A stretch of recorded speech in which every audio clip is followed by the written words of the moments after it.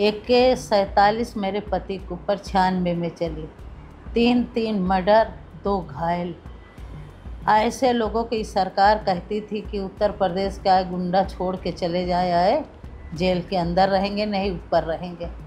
मैं इस सरकार से और मैं राज्यपाल जी से, एक महिला है जो AK-47 वाले को सज़ा माफ़ किया जा रहा है, तो बहुत भी ऐसे लोग हैं वहाँ पे जेल के अंदर को छोटे छोटे आजीवन अपना काट रहे हैं, तो सबको छोड़ दिया जाए।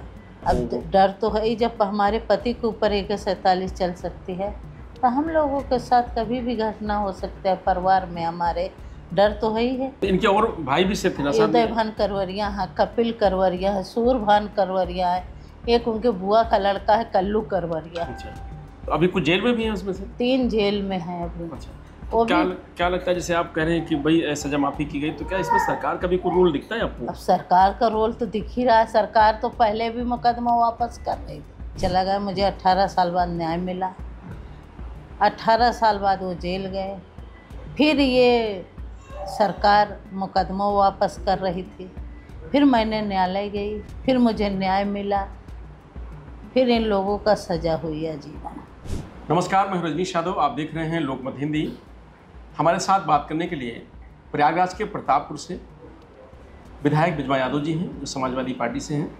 मैम, पति जवाहर यादव जी की जो हत्यारे हैं उनको सज़ा माफ़ी की गई है और ये कहा गया है कि आचरण उनका बहुत ठीक रहा है, इसलिए उनकी सज़ा माफ़ी कर दी गई। कैसे देखते हैं? अब सज़ा तो माफ़ी करी गई है, और मैं आपसे कहना चाहती हूँ कि 18 साल पहले हमारे पति की हत्या हुई थी और लगभग 28 साल उनको मर्डर हुआ। 28 साल के लगभग मैं 18 साल कहीं हिया कहीं हुआ, पूरा हाई कोर्ट सुप्रीम कोर्ट मैंने न्यायालय का दरवाज़ा खटखटा, लड़ाई में चला गया। लड़ाई में चला गया। मुझे 18 साल बाद न्याय मिला, 18 साल बाद वो जेल गए, फिर ये सरकार मुकदमा वापस कर रही थी, फिर मैंने न्यायालय गई, फिर मुझे न्याय मिला, फिर इन लोगों का सज़ा हुई आजीवन। आजीवन सज़ा होने के बाद AK-47 मेरे पति के ऊपर 96 में चली, 3 मर्डर 2 घायल। ऐसे लोगों की सरकार कहती थी कि उत्तर प्रदेश का गुंडा छोड़ के चले जाए, आए जेल के अंदर रहेंगे, नहीं ऊपर रहेंगे। मैं इस सरकार से और मैं राज्यपाल जी से, एक महिला है जो AK-47 वाले को सज़ा माफ़ किया जा रहा है, तो बहुत भी ऐसे लोग हैं वहाँ पे जेल के अंदर को छोटे छोटे आजीवन अपना काट रहे हैं, तो सबको छोड़ दिया जाए। जी, कहा जा रहा है कि आचरण ठीक है उनका, जेल में आचरण उनका ठीक है। आचरण ठीक होता तो AK-47 चलती दिन आ रहे, यही आचरण सही है कि AK-47 पहली बार प्रयागराज इलाहाबाद में चली। जी, और 3 लोगों का एक साथ मर्डर, 2 घायल। तो अब जब से ये हुआ कि भाई सजा माफ़ी हो गई, वो बाहर आ गया, तो अब कैसा, किस तरीके का डर है आपको? अब डर तो है ही, जब हमारे पति के ऊपर AK-47 चल सकती है तो हम लोगों के साथ कभी भी घटना हो सकता है। परिवार में हमारे डर तो है ही है। जी, सदन में आपने बात उठाई? हमने सदन में उठाया और सरकार को कहा भी कि AK-47 चलाने वाले को आपने, यही मुख्यमंत्री जी कह रहे थे कि उत्तर प्रदेश को हम मट्टी में मिला देंगे गुंडों का, तो ताज उसी गुंडे को AK-47 वाले को आप सज़ा माफ़ कर रहे हैं। जी, तो आज कुछ जवाब आया उनकी तरफ से? कुछ कहा अभी कोई जवाब नहीं आया। सरकार की तरफ से कोई जवाब नहीं है? सरकार की तरफ से कोई जवाब। अच्छा, राज्यपाल से आप मिलने की बात कर रहे थे, तो क्या कुछ अभी नहीं मिले हैं, ले रहे, टाइम मिल जाएगा तो मिलेंगे, बात करेंगे ना? बात करेंगे। अच्छा, जब घटनाक्रम हुआ था तब की क्या परिस्थितियाँ थी, और ये जो हत्यारे ये कितना मतलब बाहुबली थी? वो तो इतने बाहुबली तो 3 पीढ़ी में थे। उनके बाप दादों के ऊपर देखा जाए तो 100 मुकदमे, वो 3 पीढ़ी के हैं ऐसे। अच्छा, पहले से हैं 3 पीढ़ी में उनके बाप दादा तो ये है। जी। अब मैं तो एक घर की थी। क्या उस समय कुछ पुश्तैनी ऐसी थी या थी, कुछ उनसे अदावत थी, या क्या था घटनाक्रम उस समय?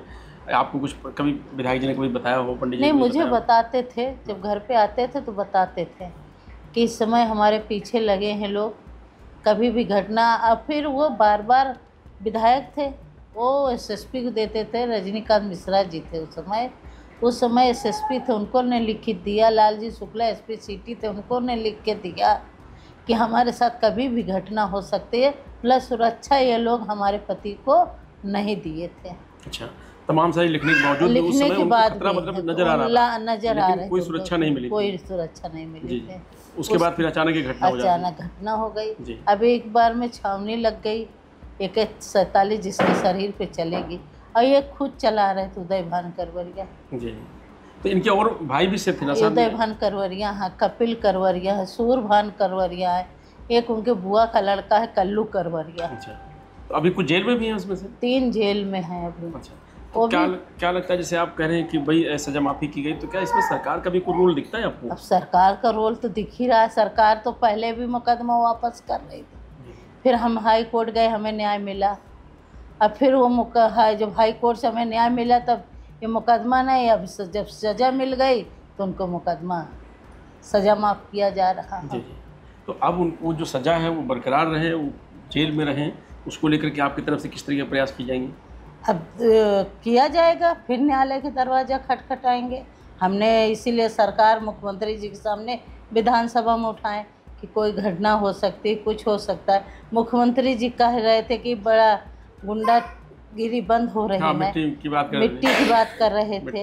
AK-47 वाले तो इनको कब मिट्टी में मिलाएंगे? जी जी, अभी तक कोई जवाब नहीं आया। अभी कोई जवाब नहीं आया। आपके लिए कितना कठिन था उस समय जब वो घटना हुई, उसके बाद फिर किस अब वो तरीके से आगे कठिनाई बढ़ना? तो मैं जब याद करती हूँ तो मुझे तो अब कैसा लगता है वो तो नहीं जानती। बिल्कुल।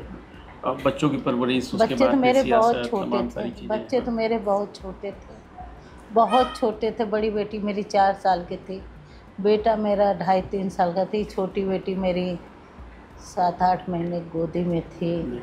कितनी कठिनाइयाँ होती है उस समय जब निकलिए। हाँ, वो जिसके पड़ती वही जानता है। हाँ, तो उस समय और फिर सियासत, परिवार और उसके बाद दहशत, राजनीति, सारे कुछ कैसे हो पाया, कैसे कर पाया आप इस तरीके की चीज़ें? अब ये तो जैसा पड़ा, जनता के सहयोग, नेताजी के हमारे आशीर्वाद, पूर्व मुख्यमंत्री हमारे आज दुनिया में नहीं है, मुलायम सिंह यादव जी का। तो राजनीति में आने का जो सबसे बड़ा श्रेय मेरे पति जी विधायक थे। जी जी। फिर हमारे मुख्यमंत्री जी थे मुलायम सिंह यादव जी ने, वो ने हमें बड़ा आशीर्वाद दिया कि बेटा तुम निकलो। अपने जनता के भी हमारे पहले झूसी विधानसभा के नाम से विधानसभा थी, वहाँ के जनता मुझे आशीर्वाद दिया। अब आज भी प्रतापपुर झूसी की जनता मुझे आशीर्वाद देती चली आ रही है। जी। तो आपका विधायक का जो दौर है वो कितने टर्म का हो गया है? चौथी बार मैं। चौथी बार। अच्छा, तो अब जब से ये माफ़ी हो गई है तो हम ये कह सकते हैं कि कहीं ना कहीं थोड़ा सा डर है? अब डर तो है ही है। जब मेरे पति के ऊपर एक साथ कभी भी हम लोगों को ऊपर चल सकती है। पार्टी की तरफ से, राष्ट्रीय अध्यक्ष जी की तरफ से? नहीं, राष्ट्रीय अध्यक्ष जी हमारे पूर्व मुख्यमंत्री जी सहयोग देंगे और समाजवादी पार्टी के सारे नेता सहयोग देंगे। मैं तो न्याय की लड़ाई लड़ रहा हूँ।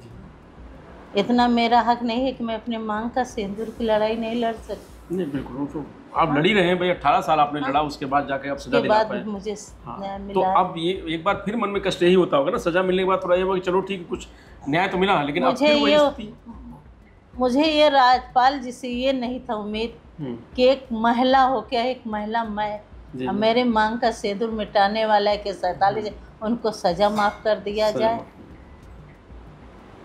ये मलाल है मेरे मन में है। चलिए, तो ये थी बिजमा यादव जी जो प्रतापपुर से विधायक हैं और इन्हीं के पति 1996 में जवाहर जी की हत्या कर दी गई थी, और उसमें ये जो उदय भान करवरिया और इनके भाई, इनके सहयोगी, वो आरोपी थे जिनको सज़ा हुई थी। अब गवर्नर की तरफ से जो उनकी सज़ा माफ़ की गई है उसको लेकर के मन में एक टीस है, क्योंकि 18 साल संघर्ष करने के बाद, लड़ाई लड़ने के बाद उनको सज़ा हुई थी और अब फिर समय से पहले उनको रिहा कर दिया गया है। ऐसे में फिर परिवार को और खुद बिजमा यादव जी को ये डर सता रहा है कि जब उस समय घटना हो सकती थी तो आज भी हो सकती है। तमाम सारी बातें हैं। सरकार पर भी एक आरोप है कि सरकार जहां एक तरफ जीरो टॉलरेंस की बात करती है, माफियाओं के खिलाफ कार्रवाई करने की बात करती है, वहीं एक जो AK-47 चलाने वाला और 3 लोगों के हत्या के आरोप में जेल में बंद हो और उसे छोड़ दिया जाए। तो आप समझ सकते हैं कि कितना दर्द हो सकता है एक महिला के लिए जिसने अपना पति खोया हो। तो ये बिजमा यादव जी थी जिनसे हमारी बातचीत हो रही थी। बात करते करते आप तस्वीरों में आप देख रहे होंगे किस तरीके से चेहरा बता रहा था, उनकी आंखें बता रही थी कि कितना दर्द है उस समय को याद करके। रजनीश यादव, लोकमत हिंदी, लखनऊ।